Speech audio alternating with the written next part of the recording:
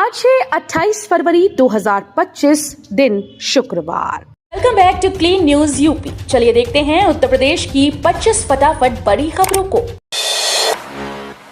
पुलिसकर्मियों को 1 हफ्ते की छुट्टी, सेवा मेडल और बोनस।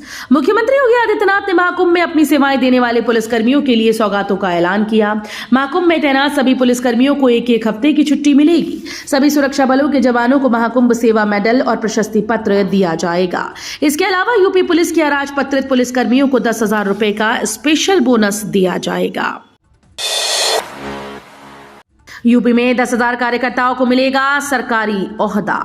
योगी सरकार के 3 साल पूरे होने पर भाजपा कार्यकर्ताओं के लिए खुशखबरी है। सरकार जल्द ही 10,000 राजनीतिक नियुक्तियां करने जा रही है, जिसमें 20,000 से 50,000 रुपए तक का मानदेय मिलेगा।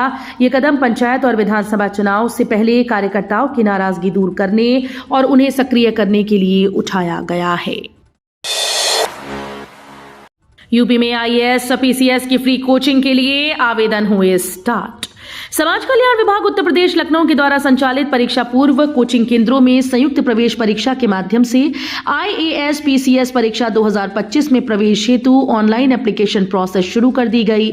जो अभ्यर्थी अनुसूचित जाति, जनजाति और अन्य पिछड़ा वर्ग से आते हैं और राज्य के विभिन्न संस्थानों में फ्री IAS PCS की कोचिंग करना चाहते हैं, वो ऑनलाइन माध्यम से SWD की ऑफिशियल वेबसाइट पर जाकर फॉर्म भर सकते हैं।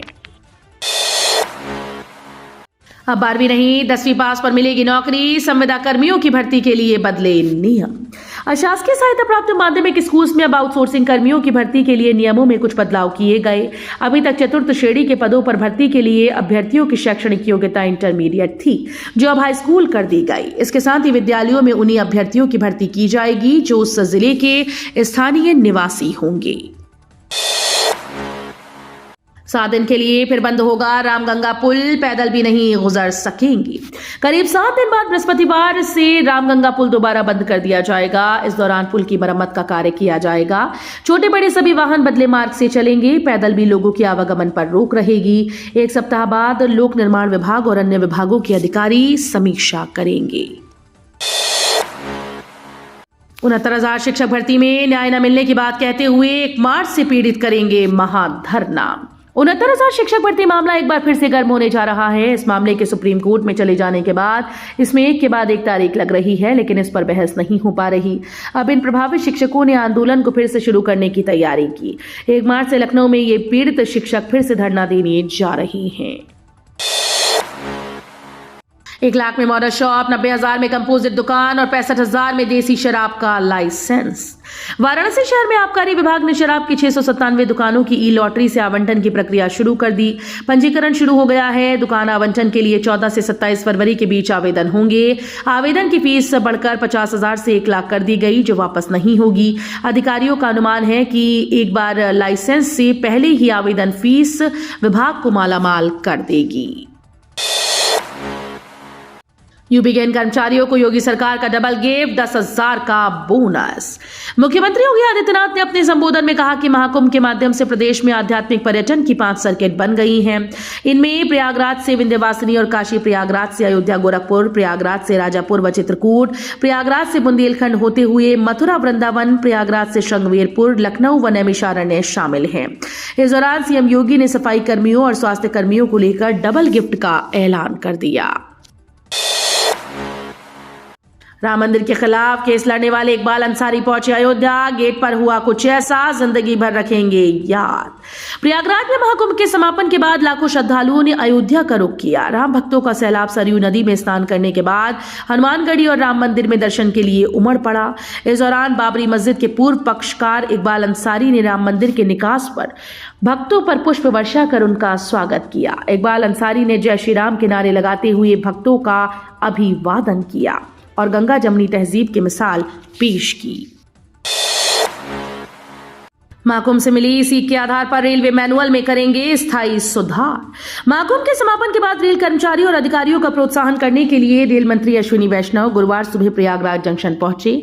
यहां उन्होंने ऑब्जर्वेशन रूम, कंट्रोल टावर आदि का निरीक्षण किया। उन्होंने कहा कि महाकुंभ में मिली सीख के आधार पर रेलवे मैनुअल में स्थायी सुधार किए जाएंगे। इस महीने से जारी होने लगेंगे ड्राइविंग लाइसेंस, चिप संकट खत्म। सारी प्रक्रिया पूरी करने के काफी समय बाद भी जिले के करीब 2,500 लोगों के हाथ में ड्राइविंग लाइसेंस नहीं आया। अब इनके लिए राहत की खबर है। स्मार्ट ड्राइविंग लाइसेंस लगने वाली चिप की आपूर्ति मार्च में शुरू हो जाएगी।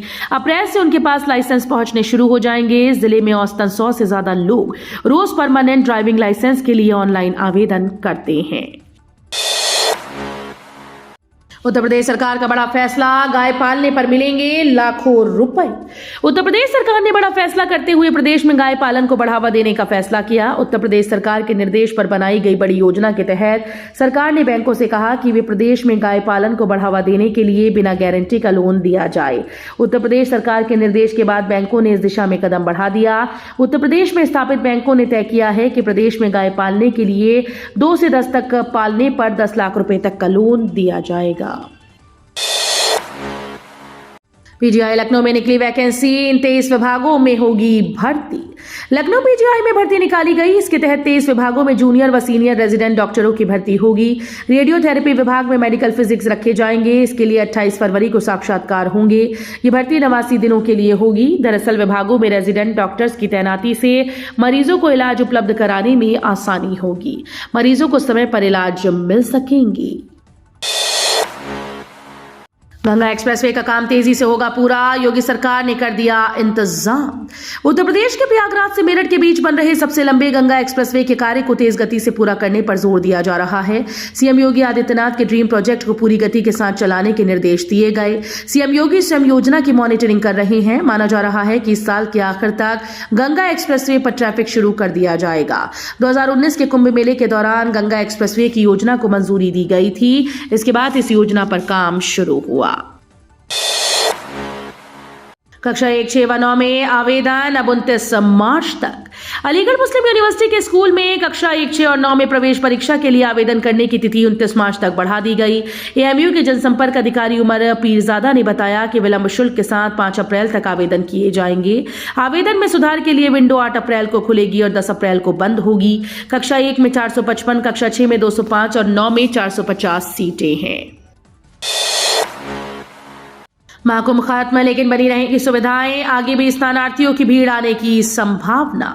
महाशिवरात्रि स्नान पर्व के साथ महाकुंभ का बुधवार को समापन हुआ, लेकिन संगम और आसपास के क्षेत्रों में सुविधाएं बहाल रहेंगी। अभी आगे भी बड़ी संख्या में स्नानार्थियों के आने के आसार हैं। इन संभावना को देखते हुए जरूरी सुविधाएं रखने का निर्णय किया गया। संगम स्नान के लिए अब वर्ष पर्यंत श्रद्धालु आने लगे हैं। इसे देखते हुए बाढ़ के दिनों को छोड़कर अन्य समय में संगम क्षेत्र में बिजली, शौचालय आदि सुविधाएं बहाल रखी जाती हैं। नोएडा में बनेगा इतना बड़ा ओम कि अंतरिक्ष से भी दिखेगा। नोएडा अंतरराष्ट्रीय एयरपोर्ट के पास बनने वाली सबसे बड़ी फिल्म सिटी में दुनिया का सबसे बड़ा ओम बनेगा। 1 करोड़ स्क्वायर फीट जमीन पर इसका निर्माण होगा। विकासकर्ता कंपनी का दावा है कि इसे अंतरिक्ष से भी देखा जा सकेगा। यमुना एक्सप्रेसवे औद्योगिक विकास प्राधिकरण के सेक्टर 21 में 1000 एकड़ में अंतरराष्ट्रीय फिल्म सिटी प्रस्तावित है। रेलवे यात्रियों का सफर होगा मुश्किल। 12 अप्रैल से 122 ट्रेन निरस्त। पूर्वोत्तर रेलवे 12 अप्रैल से अब तक सबसे बड़ा ब्लॉक लेने जा रहा है। ये ब्लॉक 3 मई तक चलेगा। कुल 22 दिनों तक के ब्लॉक में गोरखपुर से और होकर जाने वाली रूटीन व स्पेशल मिलाकर 122 ट्रेन निरस्त रहेंगी। इतनी ज्यादा संख्या में ट्रेन का निरस्तीकरण एनईआर के इतिहास में कभी नहीं हुआ। इस ब्लॉक को लेकर रेलवे बोर्ड ने मंजूरी दे दी है। होली को लेकर पुलिस अलर्ट। आईजी बरेली ने पुलिस अफसरों को दिए अहम निर्देश। होली पर्व को शांतिपूर्ण और सुरक्षित तरीके से मनाने के लिए IG range doctor Rakesh Singh ने गुरुवार को अपने कार्यालय में समीक्षा बैठक कर पुलिस अफसरों को अहम निर्देश दिए। उन्होंने कहा कि होली का पर्व शांतिपूर्ण और सौहार्दपूर्ण माहौल में मनाया जाए, इसके लिए पुलिस पूरी तरह से मुस्तैद रहेगी। जिले के सभी थाना क्षेत्रों में होली का दहन स्थलों की पहचान की जाएगी। खासतौर पर पूर्व में विवादित रहे स्थानों पर अतिरिक्त पुलिस बल तैनात किया जाएगा। जमीयत उलमाए हिंद ने संभल हिंसा में मरने वालों को दी आर्थिक मदद। जमीयत उलमाए हिंद का शिष्टमंडल संभल पहुंचा। संगठन ने संभल हिंसा में मरने वाले मुस्लिम युवकों के परिजनों को 1-1 लाख रुपए की आर्थिक सहायता दी। इससे पहले इन परिवारों को जमीयत उलमाए हिंद 5-5 लाख रुपए की मदद दे चुका है। मीडिया रिपोर्ट के मुताबिक जमीयत उलमाए हिंद के दल ने एक मदरसे में बुलाकर मृतकों के परिजनों को आर्थिक सहायता दी। बसाया जाएगा नया ग्रेटर नोएडा। दिल्ली एनसीआर में तेजी से बढ़ती आबादी और प्रदूषण को ध्यान में रखते हुए ग्रेटर नोएडा फेज 2 को विकसित करने की दिशा में काम शुरू हो चुका है। ग्रेटर नोएडा औद्योगिक विकास प्राधिकरण नई ग्रेटर नोएडा को आधुनिक हरित और हाईटेक सिटी के रूप में विकसित करने की योजना बना रहा है। यही कारण है कि ग्रेटर नोएडा 2 का 16% यानी 7,908.60 हेक्टेयर ग्रीन एरिया होगा। विद्यार्थियों के अच्छे प्रदर्शन पर हावी एग्जाम फोबिया, परीक्षार्थी तनाव में। कक्षा 11 तक पढ़ाई में अव्वल रही शिल्पी कक्षा 12 बोर्ड परीक्षाओं को लेकर तनाव में है। काउंसलर ने उसके अभिभावकों को बताया कि उसकी पढ़ाई को लेकर उसकी क्षमता में कोई कमी नहीं है, वो परीक्षाओं को लेकर तनाव अनुभव कर रही है। शिल्पी और उसके माता पिता को परीक्षाओं को लेकर सहज रहने की सलाह दी गई। पौराणिक धरोहरों की महत्ता से रूबरू हुई राज्यपाल, सूर्यकुंड, विद्याकुंड व सीताकुंड के किए दर्शन। रामनगरी अयोध्या के 2 दिवसीय दौरे पर गुरुवार को राज्यपाल आनंदीबेन पटेल पहुंची। पहले दिन राज्यपाल अयोध्या की पौराणिक धरोहरों की महत्ता से रूबरू हुई। उन्होंने रामनगरी की पौराणिकता के गवाह सूर्यकुंड, विद्याकुंड व सीताकुंड जाकर दर्शन पूजन किया और इनकी महत्ता भी जानी। वे धार्मिकता में लीन नजर आई। अप्रैल से पहले गोरखपुर लिंक एक्सप्रेसवे पर दौड़ेंगे वाहन, 99% काम पूरा। सरकार का महत्वाकांक्षी गोरखपुर लिंक एक्सप्रेसवे तैयार है। महाकुंभ के समापन के साथ ही इसे 100% पूरा कर दिया जाएगा। अभी तक 99% से ज्यादा काम हो चुका है। बचे हुए काम जल्द से जल्द पूरा करने के निर्देश मुख्य सचिव ने दिए हैं। इस एक्सप्रेसवे से लखनऊ गोरखपुर का सफर 3.5 घंटे का रह जाएगा। आध्यात्मिक पर्यटन का आधार बन सकता है उत्तर प्रदेश, सीएम योगी ने कहा। 100 देशों के लोग प्रयागराज पहुंचे। मुख्यमंत्री योगी आदित्यनाथ ने गुरुवार को कहा कि प्रधानमंत्री नरेंद्र मोदी ने आस्था और अर्थव्यवस्था का जो दृष्टिकोण दिया, उसके तहत आध्यात्मिक पर्यटन की असीम संभावनाएं हैं और देश में आध्यात्मिक पर्यटन का आधार कोई बन सकता है तो वो उत्तर प्रदेश है। यहाँ सेक्टर 2 में मीडिया कर्मियों के साथ संवाद कार्यक्रम में मुख्यमंत्री ने कहा कि महाकुंभ वास्तव में एक वैश्विक आयोजन बन गया और इसकी सफलता का श्रेय प्रधानमंत्री नरेंद्र मोदी के दूरदर्शी नेतृत्व को जाता है। तो ये थी आज की 25 फटाफट बड़ी खबरें। अगर आपको न्यूज पसंद आई हो तो वीडियो को लाइक और शेयर जरूर करें। धन्यवाद।